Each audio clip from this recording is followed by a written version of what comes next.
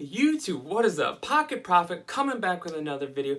Today guys, in this video, I'm going to give you 12 things that you should do before you start Amazon FBA. Before we get started guys, if you guys are new here, go ahead and hit that subscribe button, hit the little bell notification, get subscribed. If you want to learn about eBay, Amazon, online business, make sure you do that, and let's go ahead and get started with the video. Alright guys, the first thing that you guys need to do before starting Amazon FBA is understand that it is a different animal, different platform. It's not like eBay. It's not like any of the other ones before. They may have some similarities, but so different, so different. I'll give you an example. eBay, you can sell new items that have a little damaged box, and people still purchase them as new and things like that. There's things like that. There's also, I think on eBay, you can't get shut down so quickly. If you do something wrong, I feel like in experience that eBay doesn't just completely shut you down right away. There's a little bit more leeway, it seems like, with eBay. But with Amazon, guys, if you do things wrong, they will cut you down and get you out of their platform very quickly, very quickly. So understand that these platforms are so different, and Amazon is its own complete different animal. They don't take mistakes very lightly at all on Amazon. So really make sure you understand that and know that when you're going in to sell on Amazon FBA. The second thing you guys should do before starting Amazon FBA is join a community. Get into a community. And you're asking, well, what do you mean by that? Well, you can join Facebook groups. There's plenty of free Facebook groups that deal solely on Amazon FBA. So important to get in one of those because you can ask people for some help if you're really stuck. You can just read information about something that happened to somebody else, or they're trying this, and you can learn from people's experiences, and super important. And YouTube, you guys are here right now, and that's such a good place. There's a great community of YouTubers like myself and other people that are giving information that hopefully will help you and help you learn and push you along this journey of Amazon FBA. So important to get into a community to either ask questions, read information, or just gets you thinking in a different way. So Facebook, there's plenty of free groups.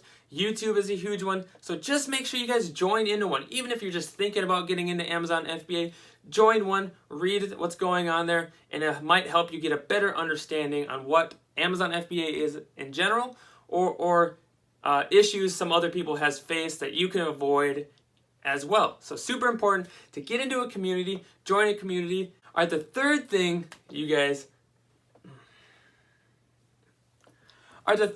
need to do before starting with Amazon FBA is decide what kind of business you're going to be in. I mean that more in the tax sense or the bracket sense. Are you going to be an LLC? Are you going to be a sole proprietor? You got to figure that out and what's best for you in your situation. For me, I'm just doing a sole proprietor. I figured and thought it was the easiest just to get in there and get started. Maybe though, at some point I will look into an LLC because it gives you more protection in some things. Insurances are different and things like that. So that's one thing I wish I would have looked at a little bit more before I started. But that's why I want to give this information to you guys. Really look at that and find out, do you want to be an LLC? What is an LLC? You got to learn that. Do you want to just be a sole proprietor under your social security number? All that stuff. Is that the direction you want to go? Because it's easier. And later you can change it maybe or something like that. So really look into that and try to get that done ahead of time. Because for me, like I said, I'm at a point now where I kind of wanted to do something different, but I didn't in the beginning. And so I'm not like stuck, but you know what I'm saying. You get to a certain point and to try to change it and try to do that, it becomes a little bit more of a hassle. So make sure you guys are really looking at that ahead of time before you even start maybe. Get those things in motion so when it becomes more than it is, you're ready for it and you have that information. So super important. Make sure you're checking that out. The fourth thing, you guys need to do this.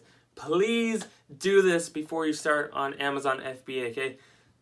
So important. No, not like tons of people don't do this and they get kicked off within a couple weeks, okay?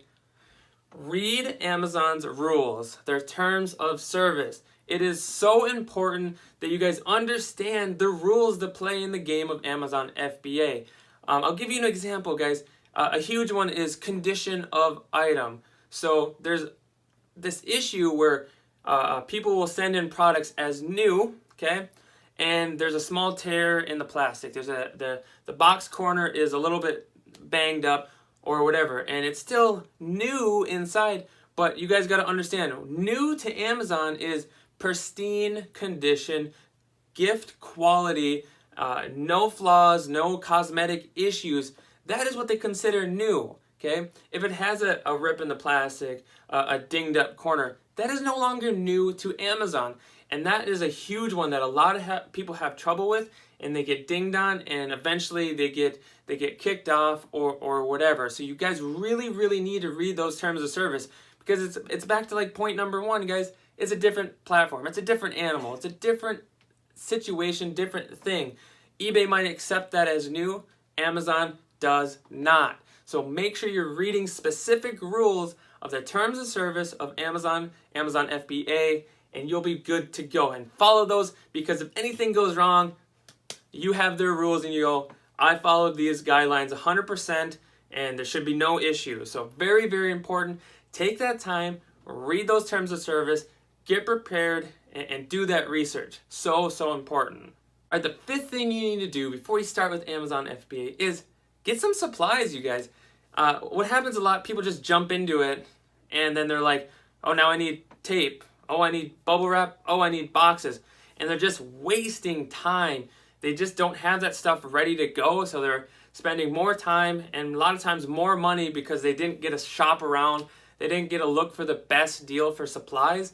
So they're behind the eight ball. So huge one, guys. If you are serious about starting Amazon FBA, if you're really wanting to get into it, go ahead and buy a couple boxes, get a couple things of tape, maybe get a tape gun, the roller, get some bubble wrap, some bubble mailers, things like that. Just get really prepared, because what's going to end up happening is you're going to get started, and if you don't have those supplies, you're going to have to go buy them. You're going to have to run to the store. You're going to have to go dumpster diving. You're just going to be behind, or you're going to be frantic trying to get the things you need. So I'm telling you right now, guys, get some tape, get some bubble wrap, get some boxes, figure out how you're going to do your barcode labels, whether it's a thermal printer, 30 up and down labels. Just understand that you're going to have those supplies, and if you have them on hand, it's going to save you time. The process is going to be easier for you. You're going to have less of a headache. You're just going to be prepared, and that is so important. So make sure you get those supplies when you're starting with Amazon FBA.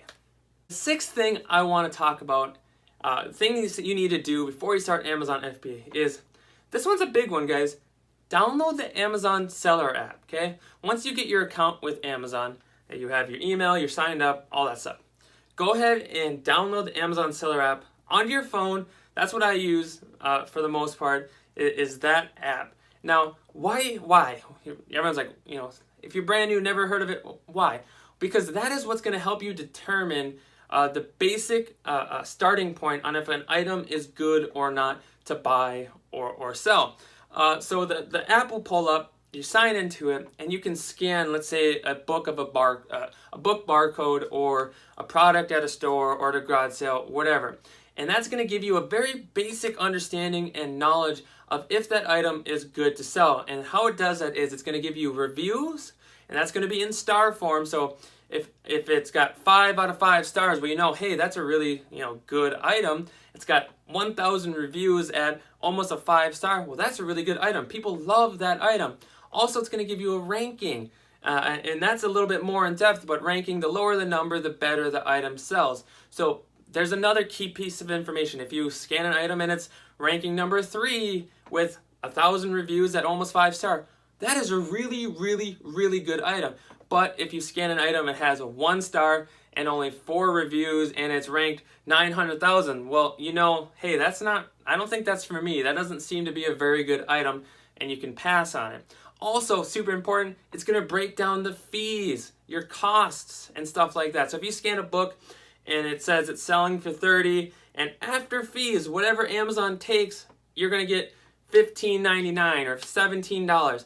Okay, so when you're buying that book, okay, it's $1, it's going to be priced right around 30. After it sells, I'm going to get about 15, 16, and it's only going to cost me let's say $1 or $2 to ship to the Amazon warehouse. So that knowledge, you understand that, hey, that's profitable at those margins. I can buy that because the rank's good, the reviews are good, the pricing's correct, and you can make a good decision, okay? Now, there's a lot of different things that go in depth and different things to use, but that is the best basic one to start with. I actually use it still to this day for the majority of the things I do and sell. But so important you guys get that so it can help you decide and make good decisions when you're out there buying products. Super, super important. So make sure you download the Amazon Seller app before you even start selling on Amazon FBA. So important. Number 7, guys. Start selling things or start learning the process from the items you already own. Now, you guys are like, what? What do you mean? I'm telling you guys, look around your house, look around. There's probably something that you can sell that's going to cost you $0 to do, okay? That you're not having to gamble any money yet. You already have the inventory and that item. So look around your house, whether you have some video games that you no longer play, you have some books that you no longer use or read, or things like that. Look at that to sell first, because you're not investing anything. That money, that product's already there, and it's you're not using it. It's just sitting there. So if you lose money on it, it doesn't sell. What did you really lose? You're not gambling money yet, okay? So I suggest look around your house, find some books, find some video games, and use those to learn that FBA process.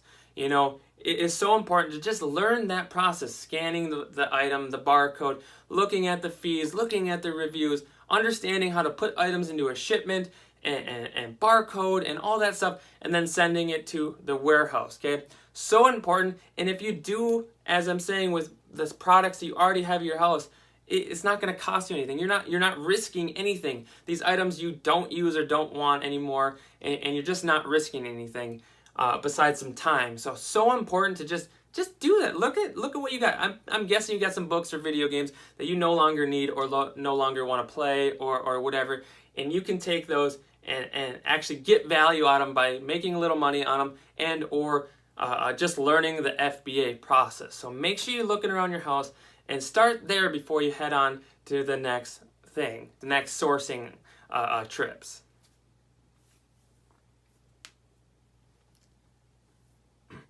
Number 8, super important, guys. Set goals. And not only set goals, but set realistic goals, okay?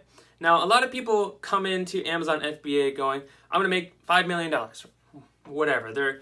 They see these success stories or whatever, and that's what they're going to do. But they never really set goals, okay? And they never set tangible goals.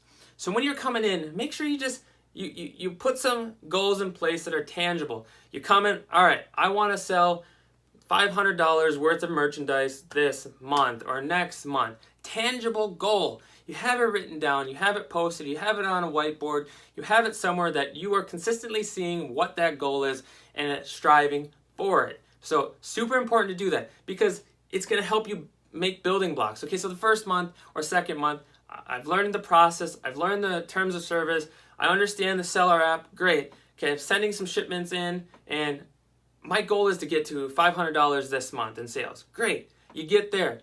Well, my next goal, I want to do $1,000 in sales this next month. And then that's tangible and still going, it's still going, it's still going. It's just building these building blocks to get to your end goal. So if your starting goal here and your end goal is here, you need to make sure you're putting and setting some goals in between to actually make a path, okay? Super important. Just understand that you need to figure out what that goal is, but don't come in going, I'm going to make $1 million this month. That's not going to do it, you guys. You got to have smaller, tangible goals that are realistic to your ability and what you have around you, okay? So very important to set realistic, tangible goals to help push you forward to that bigger goal down the road. Very, very important. All right, so number 9, something you guys need to understand and learn and do before you start Amazon FBA a little bit. Learn how to work through issues before always asking for help. Now, you guys are like, well, this contradicts yourself. You said get in a community, ask questions, all that stuff.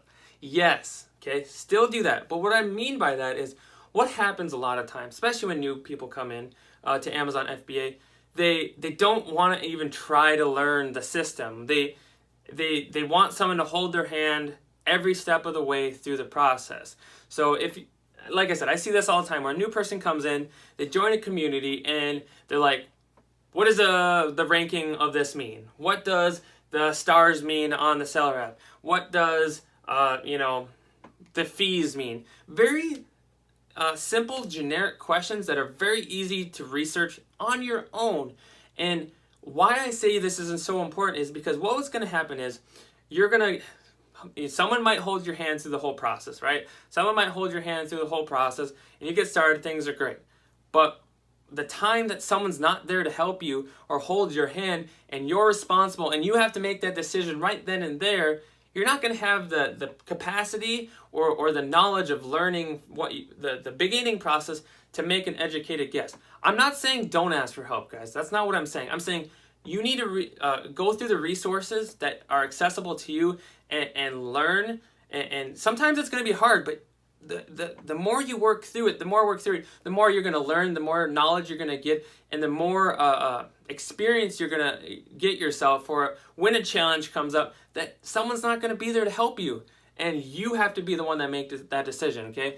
And that's what I mean by that. I'm not saying don't ask for help, guys. If you're really stuck, you went through Google, you went through the terms of service, and you read everything you think you know, and whatever, that's different. Go ahead and ask, hey, and make sure you guys state this in the group so people realize that you did go through the work to try. That is a huge one. A lot of people get upset with new sellers because they don't even try. They don't even look on Google. They don't even search simple terms of service stuff. And that's when people get upset. That's why I'm saying really just try your best first before you go ahead and ask for help. Make sure you're exhausting all your resources, and then simply put, hey guys, I checked Google, nothing really came up. It didn't quite make sense to me. I checked this kind of said this, but it kind of goes backwards on what it says. I checked a YouTube video, and I kind of understood what he meant, but he never really told me how to put it in place. Very good ways to do that, and I can guarantee someone will be like, okay, they did a lot of research. This is kind of what they mean, and maybe they can explain it better and differently. But so important that you try to work through that process first. Try to learn that information first the best you can before always asking for help, because at some point, someone's not going to be there to help you, and you're going to have to make that decision on your own, and you need to learn to make those processes, those big decisions on your own. So super, super important. I think that's a huge one when you're going to start Amazon FBA. Number 10, guys, you need to make a sourcing plan. You need to figure out how are you going to source items. Are you going to start with, garage selling, thrifting? Figure out what sourcing plan works for you. My suggestion is, if you're new, you don't have much capital, you're just coming into the game, say you got $100, okay? Stick with garage sales to start, because you can risk or invest $1, $2, $3, $4, $5 items a lot of the time. That's the kind of pricing you're going to find at these garage sales. And it's just a good entry-level spot, because if you're low